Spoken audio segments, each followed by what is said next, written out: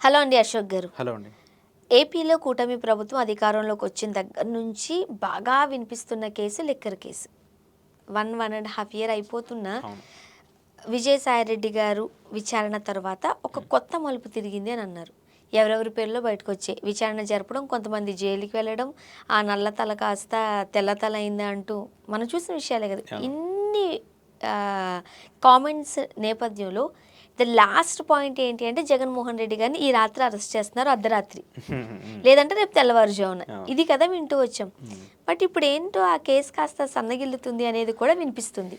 All of a sudden ఏంటిది? అంటే బేసిక్‌గా లిక్కర్ కేస్ అని అంటే మరి ఒక పార్టీ మీద ఒక పార్టీ ఆరోపణలు సహజంగా జరుగుతూ ఉండేవి. సరే, ఈ లిక్కర్ కేసుకు సంబంధించి జగన్మోహన్ రెడ్డి హయాంలో ఉన్నప్పుడు ఆయన లిక్కర్ మీద కొత్త బ్రాండ్‌లకి అనుమతి ఇయ్యకుండా పాత బ్రాండ్‌లన్నిటిని తీసేసి ఆయనకి నచ్చినట్టు బ్రాండ్‌లని ఆయనకి ఎవరైతే కమిషన్‌లు ఇచ్చేటువంటి వ్యక్తులు ఉన్నారో వాళ్ళకే ఆ బ్రాండ్‌లు ఇవ్వాలని చెప్పేసి తీసుకొచ్చారు. దాని నుంచి కొంత కమిషన్‌లు తీసుకున్నారు. ఆ కమిషన్ రూపాన దాదాపు 3,500 కోట్ల రూపాయల లిక్కర్ మనీనంతా కూడా జగన్మోహన్ రెడ్డి కలెక్ట్ చేసి వాటన్నిటిని కూడా మొన్న ఎన్నికల్లో పంచారనేది ఆరోపణ. ఇది మీడియా చేస్తున్నటువంటి ఆరోపణ. సిట్ చెప్పేటువంటి ఆరోపణ ఇంకోలా ఉంది. సిట్ ఎందుకంటే వాళ్ళొక ఇన్ఫర్మేషన్‌ని గ్యాదర్ చేసేటప్పుడు లేదంటే ఛార్జ్ షీట్‌లో కొన్ని ఇష్యూస్‌ని మెన్షన్ చేయాల్సినప్పుడు ప్రాపర్‌గా ఉండాలి. ఇట్లా ఆరోపణలతో ఒకళ్ళ మీద ఒకళ్ళు మాటలతో లేదంటే ఎవరో ఏదో చెప్తున్నారని చెప్పేసి దాన్ని ప్రాపర్‌గా అనలైజ్ చేయలేరు కదా. సో కాబట్టి ఆరోపణలు కావచ్చు, ప్రత్యారోపణలు కావచ్చు, ఒకళ్ళ మీద ఒకళ్ళు చేసేటువంటి విమర్శలు కావచ్చు, ఇవన్నీ కూడా రాజకీయం వరకు పనికొస్తాయి కానీ ఎండ్ ఆఫ్ ద డే కోర్టులో నిలిచే ఆర్డర్స్ కావచ్చు, అలాగే సిట్ సేకరించేటువంటి ఇన్ఫర్మేషన్ కావచ్చు, లేదంటే ఎవరినైనా అరెస్ట్ చేయాలన్నా దానికి సంబంధించిన పరిణామాలు కావచ్చు, విత్ సబ్స్టాన్షియల్ ఎవిడెన్స్ లేకుండా ఎవరు దేన్ని చేయడానికి లేదు. అయితే ఇక్కడ మిగతా వాళ్ళందరికీ సంబంధించి ఇప్పుడు అరెస్ట్ చేసినటువంటి వ్యక్తులకి సబ్స్టాన్షియల్ ఎవిడెన్స్ ఉందా అంటే కొంతమందిని అరెస్ట్ చేశారు. ఇప్పుడు విజయసాయిరెడ్డి గారు లాంటి వాళ్ళు ఆయన విచారణకు హాజరైనప్పుడు ఒక మాట మాట్లాడారు. నేను సజ్జల శ్రీధర్ రెడ్డి కావచ్చు, లేదంటే మిగతా వాళ్ళు ఎవరు నాకెవరు తెలియదు. ఈ యొక్క లిక్కర్ పాలసీని మేము డిజైన్ చేసేటప్పుడు జస్ట్ నేనున్నాను. జగన్మోహన్ రెడ్డి గారు ఒక కొత్త పాలసీని డిజైన్ చేయమన్నారు. దానికి సంబంధించి నేనున్నాను. ఆ తర్వాత దాన్ని అమలు చేసే టైంకి అసలు నేను లేను. దానికి సంబంధించి నాకు ఎలాంటి సంబంధం లేదన్నారు. మరి ఇప్పుడు వైసీపీలో లేరు కాబట్టి ఆయన వదిలేశారో లేదో నాకు తెలియదు కానీ అదే వైసీపీలో ఉంటే ఆయన కూడా మేబీ అరెస్ట్ అయ్యి ఉండేవాడు ఈ పాటికి. ఎందుకంటే ఆయన కూడా ఒక కీలక నేతగా ఉన్నారు. లిక్కర్ కేసు సంబంధించి ఆయన కూడా ఉన్నారు కాబట్టి. అది పక్కన పెట్టేస్తే మెయిన్గా ఇప్పుడు మిథున్ రెడ్డి గారి అరెస్ట్తో దానికి ఒక ఎండ్ వచ్చేసింది. మిథున్ రెడ్డి ఇంకా లాస్ట్ వ్యక్తి. ఆయన తర్వాత నెక్స్ట్ ఆయన పైన ఉన్నటువంటి వ్యక్తి బిగ్ బాస్ జగన్మోహన్ రెడ్డి కాబట్టి జగన్మోహన్ రెడ్డి అరెస్ట్ అయిపోతున్నాడు రేపో ఎల్లుండో ఇలా మనం చాలా న్యూస్లు చూస్తూ వచ్చాం. మరి మిథున్ రెడ్డి అరెస్ట్ అయ్యి కూడా ఇప్పటికీ 2 నెలలు దగ్గర ఇది 2 నెలలు అయిపో వస్తుంది. మరి 2 నెలలు అరెస్ట్ అవ్వాలి కదా, ఎందుకు జరగలేదు? ఒకవేళ అది జరిగితే లిక్కర్ కేసులో అరెస్ట్ జగన్మోహన్ రెడ్డి కూడా అరెస్ట్ అవ్వాలి కదా, అదంత పాసిబిలిటీ ఉంటుందా? సరే, ఒకవేళ నిజంగా జగన్మోహన్ రెడ్డిని అరెస్ట్ చేయడానికి చంద్రబాబు నాయుడు గారిని సాహసం చేస్తారా? పొలిటికల్గా ఎన్ని చేంజెస్ రాబోతూ ఉన్నాయి, దానికి సంబంధించి పొలిటికల్గా ఎన్ని మార్పులు వస్తాయి? జగన్మోహన్ రెడ్డి గారిని అరెస్ట్ చేస్తేనే జరిగినటువంటి పరిణామాలు ఏంటో మనం చూస్తూ వచ్చాం కదా. ఆ ఒక్కటి చంద్రబాబు నాయుడు గారు అప్పుడు ఆయన స్కిల్ డెవలప్మెంట్ క్యాస్ట్ సంబంధించి జగన్ గారు తప్పు చేశారు. ఈరోజు ఆయన పడిపోయారు, చంద్రబాబు నాయుడు గారు అధికారంలోకి వచ్చారు. అప్పుడు కాంగ్రెస్ జగన్మోహన్ రెడ్డిని అరెస్ట్ చేసింది, 16 నెలలు జైల్లో ఉంచింది. అప్పుడు పరిణామాలు మనం చూస్తూ వచ్చాం కదా. సో ఇలా ఒకరికొకరు ఆరోపణలు చేసుకోవడానికి తప్పితే ఈ కేసులు నిలబడతాయి కానీ ప్రాక్టికల్గా కోర్టుల్లో నిలబడన్నా, కోర్టులు జడ్జిమెంట్లు ఇవ్వాలన్నా పరిణామాలు అయితే అంత ఈజీగా ఉండవు. దానికి సంబంధించి వేరే ఉంటాయి. ఇప్పుడు ఈ కేసుకు సంబంధించి మీరు అడిగింది ముగిసిపోతుందా? ముగిసిపోతుందా అంటే ఆధారాలు లేనప్పుడు ఏ కేసైనా ముగిసిపోవాల్సిందే. మనం చూస్తూ కానీ ఇంత ఆధారాలు లేనప్పుడు ఎంతమందిని ఎందుకు విచారించారు, రిమాండ్లోకి తీసుకోవడం జరిగింది? ఇప్పుడు ఆధారం లేనప్పుడు పిలవడం వేరు. ఇప్పుడు మీ మీద డౌట్ ఉంది, పిలిచారు, కొద్దిసేపు మాట్లాడారు, దానికి సంబంధించిన క్వశ్చన్స్ వేశారు, పంపించేయాలి. బట్ రిమాండ్కి ఉండడం ఇవన్నీ ఎలా చూస్తున్నాం మరి ఎలాంటి ఆధారాలు లేకుండా? అంటే ఇప్పుడు విచారణ ఎలా ఉంటుందంటే, ఫర్ సపోజ్ నేను ఒక దగ్గర పనిచేస్తున్నాను. ఆ కంపెనీలో ఏదో ఒక లోటుపాటు ఎట్లా జరిగింది. అయితే నేను ఆ కంపెనీలో ఉన్నాను కాబట్టి నన్ను విచారిస్తూ ఉంటారు. ఏం జరిగింది, ఈ కంపెనీకి సంబంధించి మీరు పనిచేస్తున్నారు కదా, ఈ కంపెనీలో ఇలా అవకతవకలు జరిగాయంటే దీనికి సంబంధించి మీకు ఏమైనా తెలుసా అంటే అప్పుడు నేను చెప్తాను, లేదండి నాకంటే ముందు స్వర్ణ గారు కూడా పనిచేశారు అన్నా అనుకోండి. అయితే స్వర్ణ గారిని కూడా పిలిపియండి, దీనికి సంబంధించిన విచారణ చేయాలంటారు. ఎందుకంటే కోర్టు ప్రతి ఒక్కదాన్ని కూడా అబ్జర్వ్ చేయాలి కదా. ప్రతి ఒక్కరు ఇప్పుడు అలానే కదా జరుగుతుంది. ఇప్పుడు కసిరెడ్డిని ఎవరికి ఇచ్చారు? విజయసాయిరెడ్డి గారు చెప్పారు. ఇది అసలు దీని అన్నిటికీ రూపకర్త కసిరెడ్డి అని విజయసాయిరెడ్డి గారు ఒక పెద్ద ప్రెస్ మీట్ పెట్టి చెప్పారు. ఆ తర్వాత ఏమైంది, కసిరెడ్డిని అరెస్ట్ చేశారు. ఆ తర్వాత ఏం చేశాడు, కసిరెడ్డి మిథున్ రెడ్డి పేరు చెప్పాడు, లేదంటే చివరెడ్డి భాస్కర్ రెడ్డి పేరు చెప్పాడు, ఎలాంటి ధనంజయ రెడ్డి పేరు ఇచ్చండి వీళ్ళందరూ అన్నారు.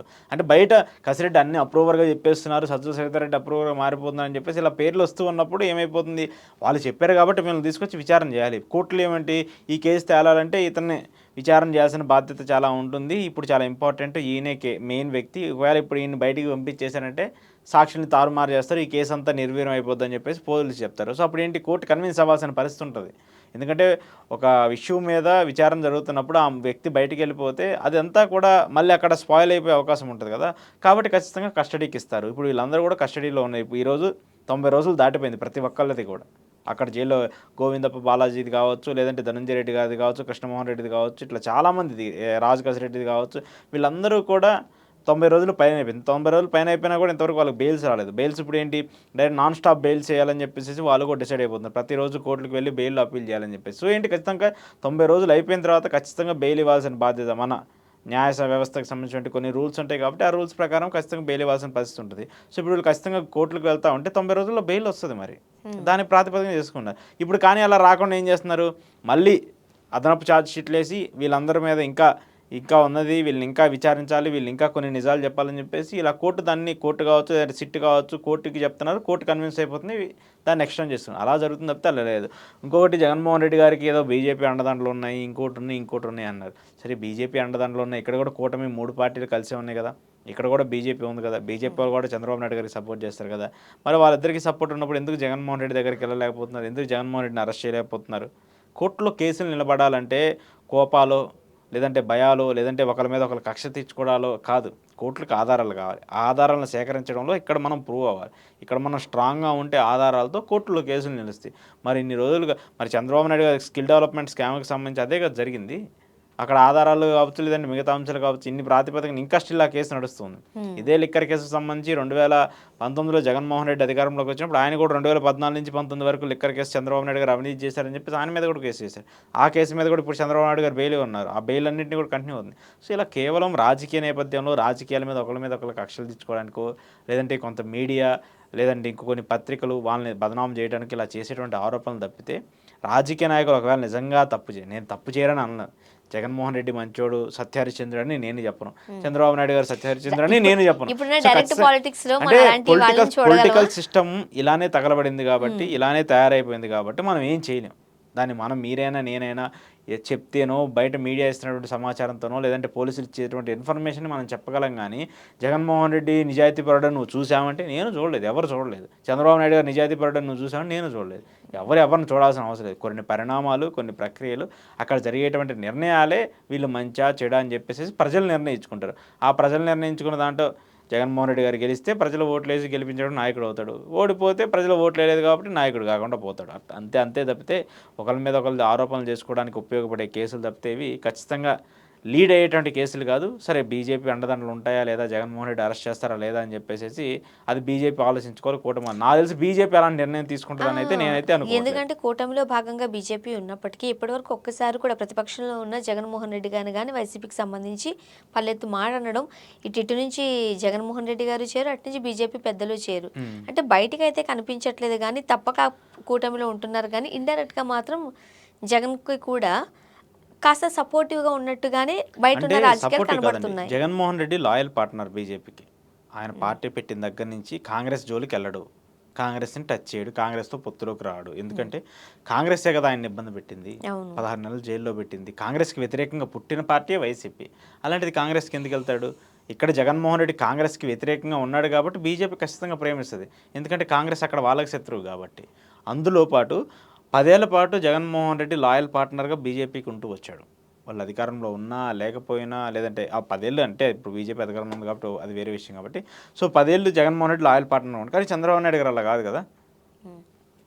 కొన్నిసార్లు వ్యతిరేకించారు, కొన్నిసార్లు విమర్శించారు, బయటకు వచ్చారు, మోదీని తిట్టారు, లేదంటే అమిత్ షాని తిట్టారు, వీళ్ళందరికీ వ్యతిరేకంగా మాట్లాడారు. కానీ ఇప్పుడు పొత్తు కోసం వాళ్ళతో పాటే ఉన్నారు. సో ఇలాంటి పరిణామాలు ఇవన్నీ చూసుకుంటున్నప్పుడు జగన్ లాయల్ పార్ట్నర్గా బీజేపీకి ఉన్నాడు కాబట్టి బీజేపీ జగన్ వదులుకోవడానికి సిద్ధపడదు. అలా అని చెప్పేసి చంద్రబాబు నాయుడు గారిని పూర్తిగా నమ్ముతారంటే అలాంటి పరిస్థితులు కూడా ఉన్నాయి. ఎందుకంటే చంద్రబాబు నాయుడు గారి బిహేవియర్ ఆల్రెడీ తెలుసు కాబట్టి, గతంలో చాలాసార్లు బీజేపీని ఆయన ఇబ్బంది పెట్టాడు కాబట్టి అలాంటి పరిణామాలు జరిగాయి కాబట్టి బీజేపీ కంటిన్యూ అవుతుందని నేనైతే అనుకోను. ఒకవేళ అయినా కూడా జగన్మోహన్ రెడ్డిని అయితే దూరం చేసుకోదని చెప్పేసి నా అభిప్రాయం. అంటే మరోపక్క వైస్ ప్రెసిడెంట్ ఎన్నికలు జరుగుతున్నాయి. జగన్మోహన్ రెడ్డి గారు డైరెక్ట్గానే బీజేపీకి సపోర్ట్ చేశారు క్యాండిడేట్కి. అది కూడా ఒక రకంగా చెప్పకనే చెప్తున్నదే కదా. ఇప్పుడు వాళ్ళు కాంగ్రెస్కి మద్దతు ఇవ్వలేరు, ఇంక వాళ్ళు మద్దతు ఇవ్వాల్సినటువంటి ఆప్షన్ ఏంటి? బీజేపీ. సో వీళ్ళకి ఏమైనా తక్కువ మెజార్టీ ఉందా? లేదు. 11 స్థానాలు ఉన్నాయి. 11 మంది ఎంపీలు ఉన్నారు. అటు రాజ్యసభలో కావచ్చు, లోక్సభలో కావచ్చు, 2 కలిపి 11 మంది ఎంపీలను ఎందుకు వదులుకుంటుంది? బీజేపీ వదులుకునే పరిస్థితి ఉంటుంది కదా. గతంలో ప్రతిదానికి కూడా వీళ్ళు మద్దతు ఇస్తూ వచ్చారు. బీజేపీ మంచి చేసిందా, చెడు చేసిందా పక్కన పెట్టండి. కానీ ఈ జగన్మోహన్ రెడ్డిని ఇంకా వాళ్ళు మా మనిషి అని చెప్పేసి వాళ్ళు భావించుకుంటూ ఉంటున్నారు కదా. చంద్రబాబు నాయుడు గారికి ఎంత ప్రిఫరెన్స్ ఇస్తున్నారో అంత ప్రిఫరెన్స్ ఆయన ఇస్తున్నారు కదా. సో ఇలా ఖచ్చితంగా రాజకీయాల్లో కంటిన్యూ అవుతూ ఉంటాయి. రాజకీయాల్లో మంచులు ఉంటాయి, చెడులు ఉంటాయి. కాబట్టి అదే ఏదో ఎవరన్నా చూసారా, ఈరోజు మిత్రుడు రేపు శత్రువు కాకపోవచ్చు, రేపు శత్రువు మనకి ఈరోజు మిత్రుడు కాకపోవచ్చు అన్నట్టు జగన్మోహన్ రెడ్డి అయినా బీజేపీకి ప్రేమే, చంద్రబాబు నాయుడు గారైనా బీజేపీకి ప్రేమే. ఎందుకు? ఇక్కడ వాళ్ళు రాజకీయంగా వాళ్ళకు ఉపయోగపడేంతవరకే. ఇలా రాజకీయంగా చూడాలి తప్పితే దాన్ని సెంటిమెంటల్ పాలిటిక్స్తోనో లేదంటే అరే మన కోసం పనిచేసాడు కదా మనం ఏదైనా చేద్దామని చెప్పేసుకునే పరిస్థితులు అయితే ఇప్పుడు ఉండవు. చూద్దాం. Thank you so much. Thank you.